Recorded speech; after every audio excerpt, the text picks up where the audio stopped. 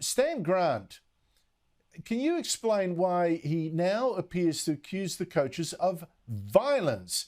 Now, he says, racism, which has not been proved in this case, that is violence, and therefore other Aboriginal football players are also a victim of violence. He says violence is also committed against Nicky Winmar, against Michael Long, against Adam Goods. Well, I don't believe that at all. And Eddie Betts and so many other people of colour. Violence, Sophie? I mean, shouldn't an ABC journalist be more careful with their words? What violence?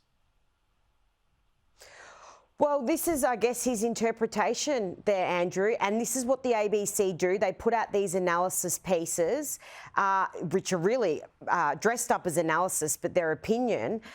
We don't know the situation here, and to say there's violence in this situation, well, is there? Because we haven't heard the other side of the story. This is happening too often in the media, and this is why the media gets a bad name. The journalists should be impartial and sitting on the fence until we hear both sides of the story, in my view. We don't have that yet, and they're jumping the gun, and I think that's incredibly dangerous, Andrew.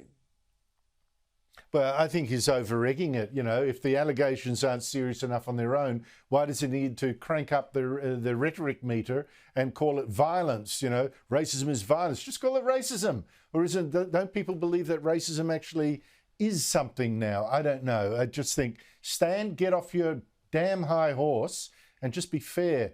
Sophie, you are intrigued by this tweet from the ABC's Struggling Q&A show, which is hosted by Stan Grant, advertising 5 people on its next panel, including Alan Jones, our former colleague, much missed, plus 3 politicians, one of them from the Nationals, and a writer identifying as Aboriginal, of course. What interested you about this? Well, what's interesting with this tweet, Andrew, is that Stan's hosting the program this Thursday night, and he will be leading the discussion on the Hawthorn racism allegations. Now, we know his views on it. He's put out that analysis piece. Does this beg the question, is it appropriate? I mean, he's obviously got very strong views on this. He'll have to remain objective. I'm not doubting that he will. But I think he didn't actually point that out in his piece, that he's hosting this program. But thankfully, there are a couple of people on there on the Conservative side as well. So hopefully it's a more balanced panel. But I think it's perhaps something that should have been pointed out in his piece, that he will be hosting this show.